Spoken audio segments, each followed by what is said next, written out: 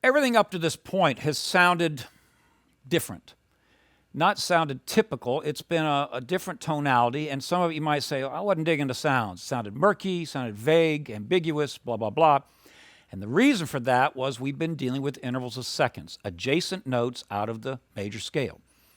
Now we're going to talk about tertian harmony or tertiary harmony, chords that are built in thirds. That's your typical way that chords are built.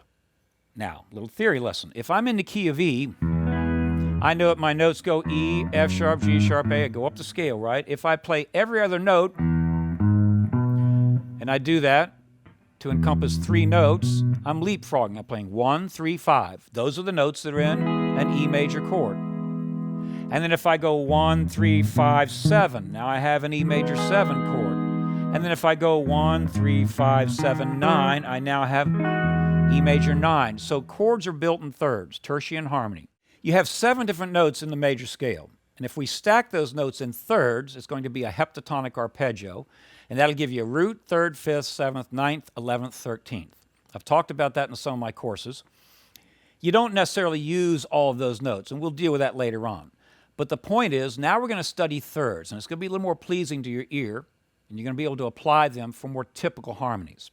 Quickly, let's go to diagram number 4. Here we have the E major scale in thirds. See how it just sounds a little more typical, doesn't it? And as I play those thirds, each time I do that, I'm outlining a triad, a diatonic triad. Because if I play the E and the G sharp, that's number 1 and number 3. So you're hearing me imply the 1 chord, the E major chord. Then when I move this up via the chord scale principle and move each note up to the next note in the scale, instead of playing 1 and 3, what does 1 go to? 2. What does 3 go to? 4. So I'm playing a 2 and a 4. But you hear the F sharp minor chord because that's the root and the flatted third of that chord. And then as I move up, you might hear a couple different chords. Because remember, those 2 notes could be a root and a third or a third and a fifth. So you always have a couple different chords it could be in terms of just triads. So what do we have in terms of shapes and intervals? We will have 3 major third intervals. And I'm going to show you a quick, easy way to memorize that. In chart number 1, you have a box, lower left-hand corner says diatonic triads. Great tune, right? Wild Thing. What is it? 1, 4, 5. Same thing as thousands and thousands of songs. So the 1, the 4, and the 5 chords are always majors. Well then, if I'm going to play major third intervals, the only place out of the major scale those are going to occur is off the 1, off the 4, and off the 5. Now, what am I doing right now? I'm using all these different fingerings, aren't I? Because you want to see the notes, you want to see the shape on the neck. It's going to be real important that you don't get boxed in with a fingering. But on any of your strings except the 2nd to 3rd strings, a major third interval will be this shape. Adjacent frets, diagonal line that way. So now I know that I have 3 of them out of the way. Now here's the good news. When you're playing thirds, all the rest of the scale degrees are minor third intervals. So check this out. Diagram 4. I have a major third interval, and then I go up a whole step, I have a minor third interval. I go up a whole step, minor third interval, go up a half step, because that's the 3 and the 4, major third interval, up a whole step, major third interval, up a whole step, minor third interval, up a whole step, minor third interval, and then it wraps around. So let's put this to use and see how it sounds. We're going to go to the first jam track, which places us in E Ionian.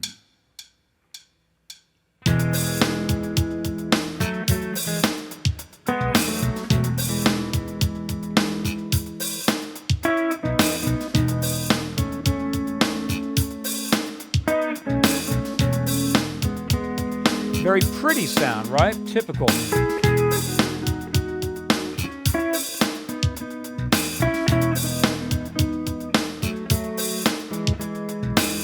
All right, I'm going to ask you a question. Which ones are going to sound strong? Which one's going to sound the most stable? Well, let's see. He talked about heptatonic arpeggios. He said if you take all 7 notes out of a scale and you play them with a leapfrog approach, play them in thirds, tertian harmony, it goes 1, 3, 5, 7, 9, 11, 13. So the bigger the number, the more extended, the quote-unquote jazzier the chord sounds, right? The slower the number, the more it sounds stable, typical, home bass, real simple, right? So if I'm playing a 1 and a 3, whoa, that's a good strong stopping point, isn't it?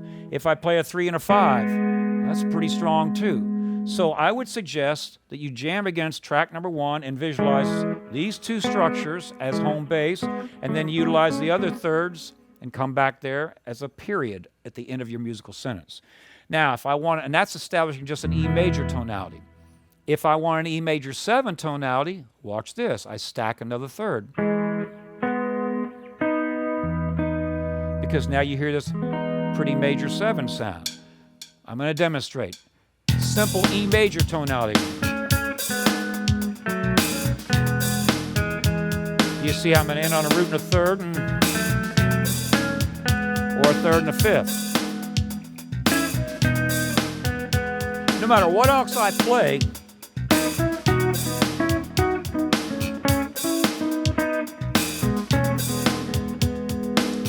see how it sounded musical because I finished the sentence by coming back to those chord tones.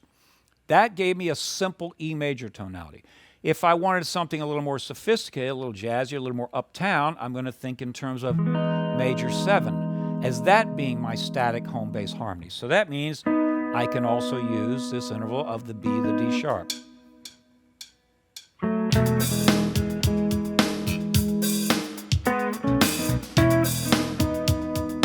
Here has some prettier sound.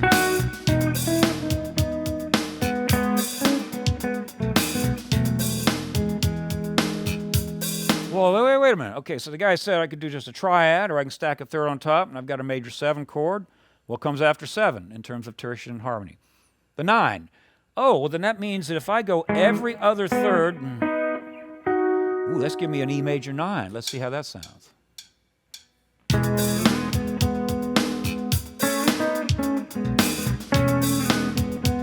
So far, it's just been E major, E major 7.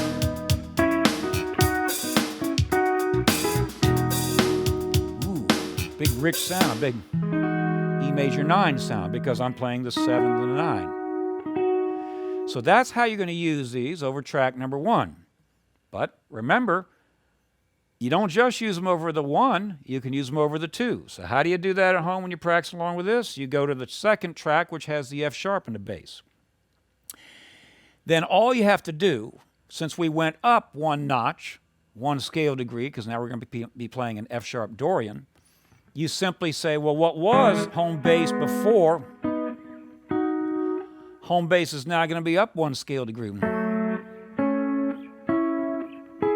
So I've got F sharp minor, got root and flat at third, and then minor 7, minor 9, and then I can keep going because in the Dorian mode, you can go all the way up to the minor 13. All 7 notes are good. So let's listen to this.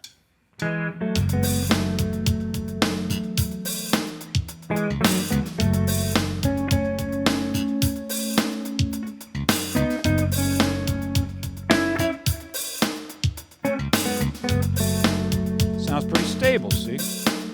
I'll go up, root and flat third and fifth, fifth and flat 7 and 9. Now watch, 9 and 11, and then I can keep going until I've exhausted all the way up to the minor 13. It's important you learn how to use these thirds because this translates to a lot of music and it doesn't sound out. It's a great way for you to use these thirds and extend the harmony. So now you know what to do. I'm not going to demonstrate over all the other jam tracks. You can do that. That's your job.